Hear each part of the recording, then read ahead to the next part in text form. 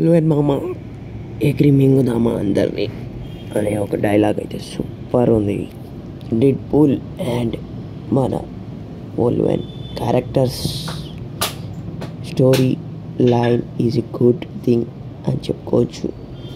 And ఈ స్టోరీకి వీళ్ళైతే చాలా బాగానే చేశారు. ఇంకా మెయిన్ వచ్చేసి క్యారెక్టర్స్ అయితే సూపర్గా రాశారు.